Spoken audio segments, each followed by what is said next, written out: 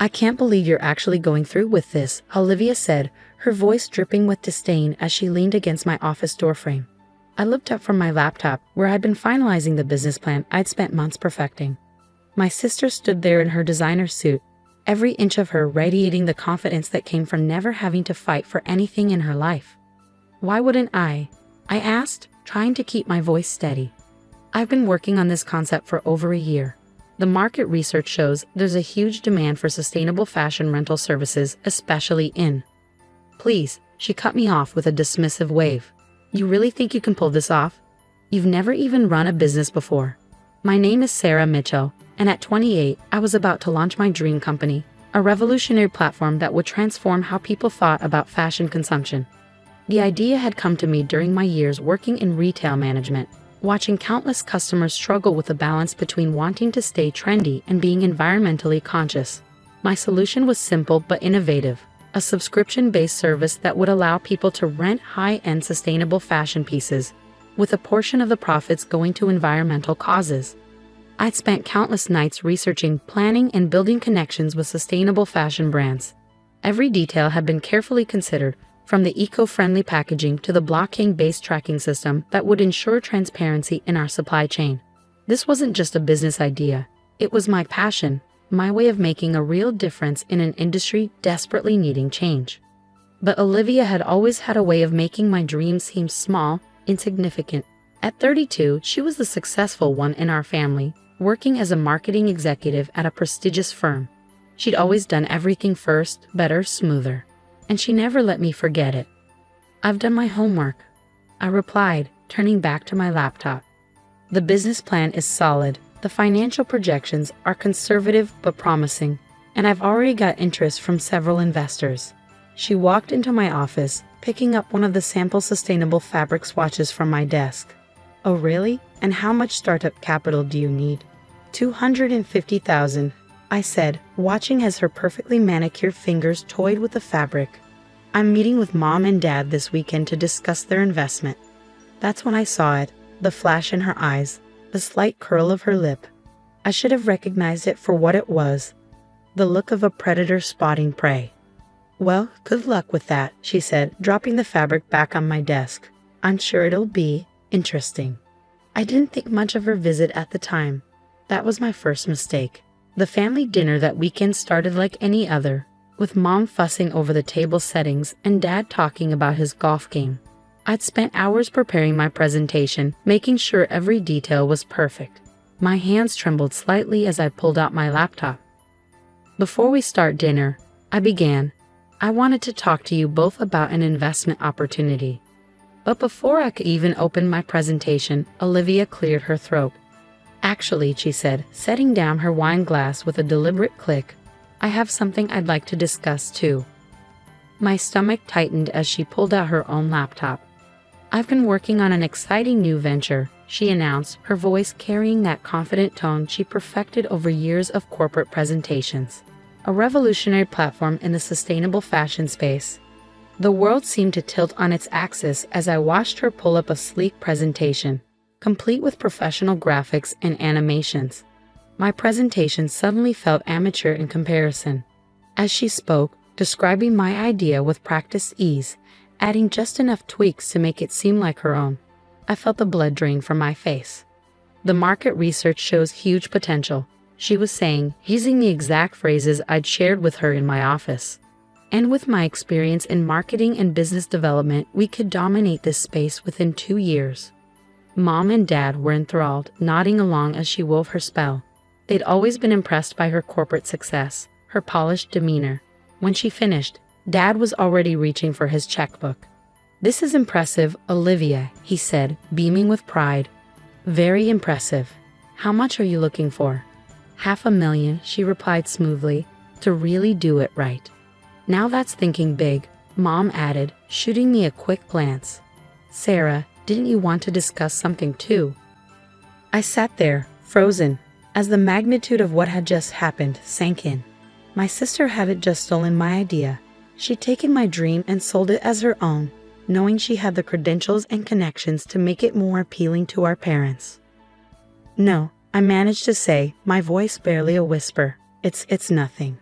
Later that night, as I was leaving, Olivia caught up with me in the driveway.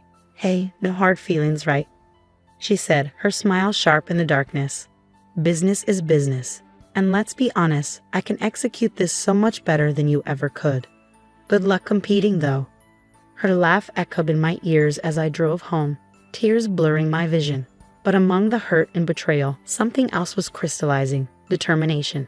If Olivia thought she could just steal my dream and get away with it, she was about to learn a very important lesson. I spent that night going through everything. All my research, my contacts, my plans. Olivia might have taken my basic idea, but she didn't have the depth of knowledge I'd accumulated over the past year. She didn't have the relationships I'd built with sustainable fashion brands, or the understanding of the complex supply chain issues involved. Most importantly, she didn't have my backup plan. You see, while developing my business concept, I discovered something crucial. The sustainable fashion industry had a significant authentication problem.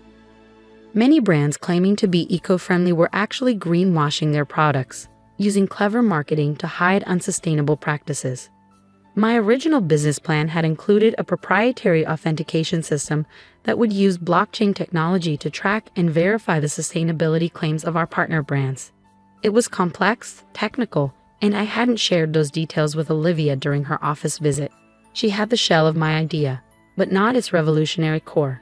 The next morning, I called Marcus, my best friend from college who now worked in tech development.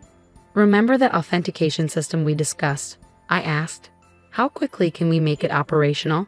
"The prototype's already built," he replied. "We could have a working version in 3 months, maybe less." "Why?" I took a deep breath. "Because we're going to beat my sister at her own game." Over the next few weeks, I watched from a distance as Olivia threw our parents' money at launching her version of my business. She hired a flashy PR firm, rented expensive office space, and started making grand promises about revolutionizing sustainable fashion. Her company, which she named EcoChick, generated quite a buzz in the local business scene. Meanwhile, I worked quietly but steadily. I sold my car, emptied my savings, and took out a small business loan. It wasn't $500,000, but it was enough to start. Marcus and his team worked around the clock on the authentication system, while I focused on building real relationships with truly sustainable brands who understood the value of what we were creating. I named my company TrueThread, simple, honest, and direct. Everything Olivia wasn't. 3 months later, just as EcoChick was preparing for its grand launch, I made my move. I didn't do it with flashy PR or expensive parties. Instead, I published a detailed white paper revealing the extent of greenwashing in the fashion industry, along with our blockchain-based solution for authenticating truly sustainable products. The paper went viral in sustainability circles. Major fashion blogs picked it up, and suddenly TrueThread was being hailed as a potential game-changer in sustainable fashion.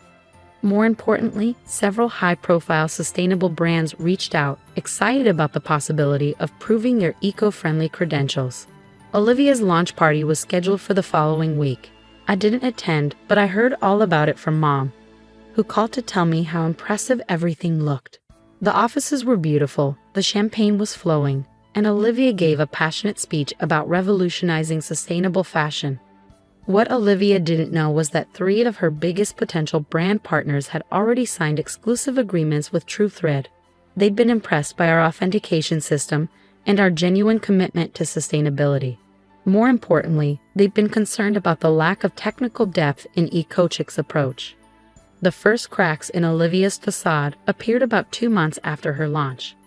Without proper authentication measures, EcoChick had accidentally partnered with several brands that were later exposed for greenwashing. The scandal was minor, but it was enough to make other potential partners nervous. Meanwhile, TrueThread was growing steadily. Our authentication system was proving its worth, and our commitment to transparency was attracting both customers and partners. We weren't growing as fast as EcoChick, but we were building something sustainable in every sense of the word. I was in my office late one evening, reviewing partnership agreements, when my phone buzzed with a text from Mom. "Olivia's been drinking. She's very upset." "What did you do?" I didn't respond. I knew what was coming. The next morning, Olivia showed up at my office. Gone was the designer suit and the perfect makeup. She looked tired, desperate. "We need to talk," she said, her voice lacking its usual confidence. I gestured to the chair across from my desk, the same spot where, months ago, she had dismissed my dreams with a wave of her hand. "I'm listening," I said quietly, watching as my sister struggled to find the words that would salvage her failing business. And in that moment, I realized that sometimes the sweetest victory isn't in watching your enemies fall, but in knowing you succeeded despite them. Olivia sat across from me, fidgeting with her watch, a nervous habit I hadn't seen since we were kids. The morning light streaming through my office window highlighted the dark circles under her eyes, the slight tremor in her hands. This wasn't the polished sister who had smugly stolen my dreams. This was someone on the edge of desperation. "I need your help," she finally said, the words seeming to physically pain her. "Eco-Chick is in trouble." I leaned back in my chair, letting the silence stretch between us. Part of me wanted to savor this moment, to let her feel the full weight of her actions. But another part, the part that remembered building sandcastles with her at the beach and sharing secrets under blanket forts, ached at seeing her so broken. "What kind of trouble?" I asked, keeping my voice neutral. She ran a hand through her hair, a gesture so uncharacteristically vulnerable that it caught me off guard. "Everything's falling apart," she admitted. "The greenwashing scandal was just the beginning. We've lost 3 more brand partnerships this week. Our authentication process is a mess. We can't verify half the claims our partners make about their sustainability practices. And now," she paused, swallowing hard. "Now there's a class action lawsuit brewing. Some customers are claiming we misled them about the environmental impact of our products." I felt my stomach tighten. A lawsuit could not only destroy Eco-Chick, but could damage the entire sustainable fashion movement we were trying to build. This was bigger than just Olivia's failure. It could hurt the very cause I dedicated myself to. "What about Mom and Dad's investment?" I asked, already dreading the answer. Olivia's eyes welled up. "Gone. All of it. $500,000. I've tried everything, Sarah. Hired consultants, brought in experts, but nothing works. We need your authentication system. We need TrueThread's credibility." The irony wasn't lost on me. The sister who had dismissed my capabilities, who had stolen my idea and claimed she could execute it better, was now asking for the very expertise she'd once mocked. "And what exactly are you proposing?" I asked, my voice steady despite the turmoil of emotions inside me. "A merger," she said quickly, as if getting the words out faster would make them more palatable. "Eco-Chick and TrueThread. Together we'd have the market presence and the technical backbone.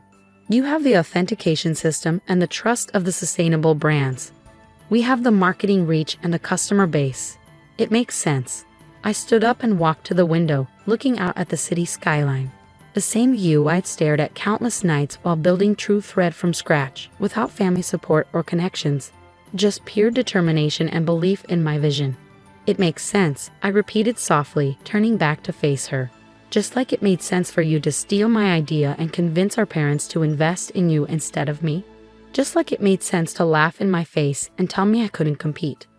Olivia flinched. "I was wrong," she whispered. "I was arrogant and cruel, and I was wrong about everything. You've built something amazing here, something real. I just took the surface idea and threw money at it, but you understood the depth of what was needed. You always did." Her admission hung in the air between us, heavy with years of rivalry and resentment. I sat back down, pulling up TrueThread's latest financial reports on my computer. "Do you know what these numbers mean, Olivia?" I asked, turning the screen toward her. "They show that TrueThread is now valued at over $5 million. We're profitable, growing, and most importantly, we're making a real difference in the industry. We've helped expose 3 major greenwashing operations and provided certification for dozens of genuinely sustainable brands." I let that sink in before continuing. "And do you know how we got here? By understanding that sustainability isn't just a marketing buzzword. It's a commitment that requires knowledge, transparency, and integrity." Olivia nodded, wiping away a tear. "I know that now, but it's not just about the money anymore, Sarah. If Eco-Chick goes down like this, it could damage consumer trust in sustainable fashion for years. Everything you've worked for, everything you believe in, it could all be tainted by association." She was right, and that was the most frustrating part. The sustainable fashion movement was still fragile, still fighting against decades of fast fashion dominance. A high-profile failure and lawsuit could set us back years. I pulled up another document on my computer, one I'd prepared months ago, almost as if I'd known this day would come. "I'm not interested in a merger," I said firmly, watching her face fall. "But I am willing to discuss an acquisition." Her head snapped up. "An acquisition?" TruthThread would absorb Ecochic's assets and customer base. We'd handle the transition of your existing partnerships to our authentication system.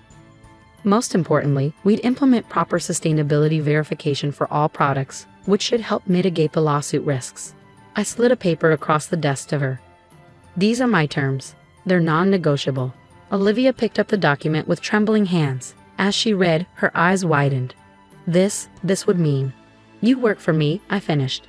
"Not as an executive, but as a regular employee in our marketing department. You'd start at entry level and earn any promotions based on merit, not family connections. And you'd have to publicly acknowledge that TruthThread's authentication system was your sister's innovation that you initially borrowed." She stared at the paper for a long moment. "And Mom and Dad's investment?" "I'll ensure they get partial recovery of their investment through shares in TruthThread. Not all of it. They made their choice when they backed you without even hearing my pitch. But enough to show that family still means something to me." Olivia looked up at me, and for the first time in years, I saw my sister instead of my rival. "Why would you do this? After everything I did to you?" I thought about all the nights I'd stayed up working on TruthThread, all the obstacles I'd overcome, all the strength I found in myself when everyone else had doubted me. "Because success isn't about destroying your competition," I said softly. "It's about staying true to your vision and your values, and my vision was always about making the fashion industry more sustainable, more transparent. This acquisition serves that goal." I paused, letting a small smile cross my face. "Besides, watching you have to learn things the right way, from the ground up, might be satisfaction enough." A week later, we announced the acquisition. The press praised it as a smart consolidation in the sustainable fashion space. But those who knew the whole story saw it for what it was, a testament to the power of doing things the right way, even when others take shortcuts. Olivia started her new role the following Monday. I watched from my office as she was shown to her small cubicle, accepting the standard employee laptop and orientation packet with a humility I'd never seen in her before. It was strange seeing her without the designer suits and perfect makeup, dressed in business casual like any other employee. That evening, as I was leaving the office, I found a note on my desk written in Olivia's familiar handwriting. "I never said it properly before, but I'm sorry. Not just for stealing your idea, but for every time I made you feel less than. You've built something extraordinary here, and I hope one day I can earn the right to be proud to be your sister again. Thank you for giving me a chance to learn from you." Oh. I tucked the note into my desk drawer and headed home, feeling lighter than I had in months. The next morning, I had Marcus start training Olivia on our authentication system. If she was going to work her way up in my company, she was going to learn everything from the ground up, starting with the very thing she should have valued from the beginning. Over the next few months, I watched as Olivia threw herself into learning every aspect of the business. She stayed late, asked questions, and most surprisingly, showed genuine interest in understanding the technical side of our authentication system. The employees who didn't know our history were impressed by her work ethic. Those who did watched with a mix of amusement and respect as she earned her place, one small victory at a time. Mom and Dad took longer to come around. The loss of their investment had strained family relationships, and it took several uncomfortable Sunday dinners before we could all sit at the same table without tension. But gradually, as they saw how TruthThread was growing and how Olivia was changing, things began to heal. 1 year after the acquisition, I called Olivia into my office. She entered with the quiet confidence she developed, so different from her old arrogance. "I've been reviewing your performance reports," I said, gesturing for her to sit. "Your supervisors speak highly of your work, particularly your recent campaign for our Authentication Awareness Initiative." She nodded, waiting for me to continue. "There's a senior marketing position opening up," I said, watching her carefully. "You'd be welcome to apply, just like any other employee." A smile spread across her face, not the smug grin of old, but something genuine and warm. "Thank you, but I think I'll wait. I'm still learning so much in my current role, and honestly, I want to earn it, really earn it this time." I felt a surge of pride, not just in my company's success, but in watching my sister become someone who finally understood the value of doing things the right way. "Well," I said, standing up and gathering my things, "in that case, want to grab coffee? I've been working on some new ideas for expanding our authentication system, and I'd love your marketing perspective." As we walked to the coffee shop, discussing business ideas and sharing genuine laughs, I realized that sometimes the best revenge isn't about getting even. It's about growing beyond what hurt you, and maybe even helping others grow too. TruthThread continued to lead the sustainable fashion revolution, but more importantly, it stood as proof that success built on integrity lasts longer than any shortcut. And every time I saw Olivia working late at her desk, poring over sustainability reports or crafting honest marketing campaigns, I knew that some lessons, though hard-learned, were worth every difficult moment along the way.